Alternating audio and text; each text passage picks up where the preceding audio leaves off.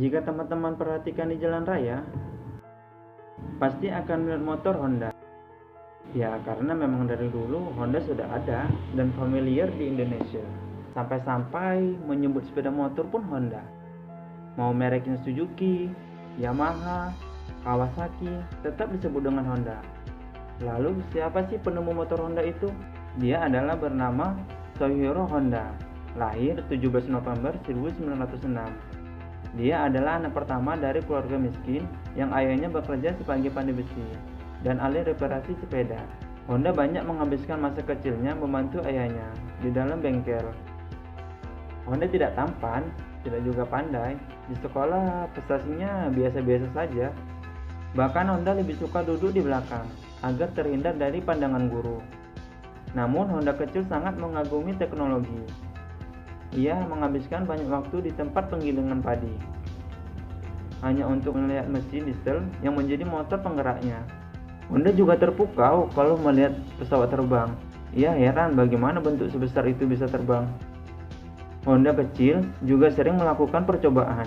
Ia mengotak-atik sepeda di bengkel ayahnya dengan tang dan alat-alat yang biasa diambil di lemari penyimpanan alat bengkel ayahnya. Ia coba memperbaiki sepeda yang ada. Meskipun alih-alih memperbaiki, justru menjadi rusak yang ia perbaiki. Tapi ayahnya tidak marah. Malah suatu ketika, Honda diajak ayahnya bersepeda. Lalu, dibelikan alat-alat sepeda di kota. Honda sangat senang dengan pemberian ayahnya itu. Di perjalanan pulang, Honda merengek meminta gantian. Ia yang membonceng ayahnya. Tentu saja ayahnya melarang. Badan Honda kurus, sedangkan jalan banyak yang menanjak. Tapi, dalam hati Honda, ia berjanji suatu ketika akan membonceng ayahnya pergi keliling kota menggunakan sepeda. Di usianya 15 tahun, Honda memutuskan pergi keliling Tokyo. Ia ingin bekerja mandiri. Ia bekerja di sebuah bengkel. Bosnya sangat senang melihat cara kerjanya. Setiap suara yang mencurigakan dari mesin, setiap oli yang bocor tidak luput dari perhatiannya. Honda seperti memiliki indera keenam hal mesin. Ya mungkin karena dia sudah terlatih sejak kecil. Di usianya 21 tahun, bosnya membuka kantor cabang di Hamamatsu. Honda pun pindah ke sana. Di Hamamatsu, prestasi kerjanya tetap baik, bahkan semakin baik. Kerjanya cepat dan membuat pelanggan senang dengan hasilnya. Dalam perjalanan hidupnya, saat ia memulai usaha, jalan Honda sangat penuh dengan tantangan. Honda menandatangani hak patennya yang pertama pada usia 30 tahun untuk penemuan jari-jari mobil yang terbuat dari logam. Sebelumnya, jari-jari mobil itu dibuat dari kayu dan sangat tidak nyaman. Luar biasa, juri-juri besinya laku keras dan diekspor ke seluruh dunia. Setelah menciptakan Ruji, Honda ingin melepaskan diri dari bosnya, membuat usaha bengkel sendiri. Ia membuat ring piston lalu menawarkannya ke Toyota. Toyota saat itu merupakan perusahaan besar dalam bidang mobil, tapi harapan Honda tidak sesuai dengan kenyataan. Karyanya ditolak oleh Toyota. Ring piston buatannya dianggap tidak lentur dan tidak memenuhi standar.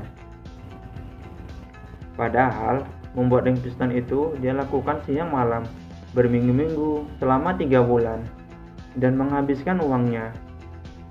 Beberapa temannya mencibirnya, sudah enak di perusahaan, kok malah keluar? Teman-temannya justru senang melihat penderitaannya.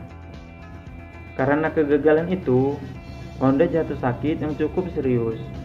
Butuh beberapa bulan baginya beristirahat, hingga kesehatannya kembali pulih.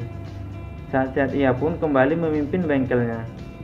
Tapi soal ring piston yang tidak laku itu, ia belum juga mendapatkan solusi. Demi mencari jawaban Honda, ia kuliah untuk menambah pengetahuannya tentang mesin.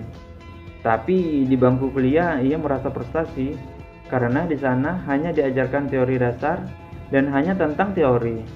Ia protes kepada rektornya, kenapa kuliah tidak membahas praktek terkait dengan masalah permesinan, malah disuruh baca buku dan menghafal. Penjelasan itu justru dianggap sebagai penghinaan.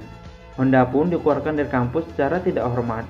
Beberapa bulan kemudian, berkat kerja keras, gagal dan coba lagi. Piston Honda pun selesai dan kembali ditawarkan ke Toyota. Perusahaan itu akhirnya mau menerimanya. Honda sangat senang pencapaiannya saat itu. Tapi saat Toyota memberikan kontrak dan Honda mendirikan pabrik, Honda kesulitan mendapatkan dana. Saat itu, Jepang baru siap berperang. Tapi Honda tidak kehabisan akal. Honda meminjam modal ke orang-orang. Tapi saat modal sudah terkumpul dan pabriknya jadi, perang meletus dan pabriknya terbakar, malah sampai 2 kali.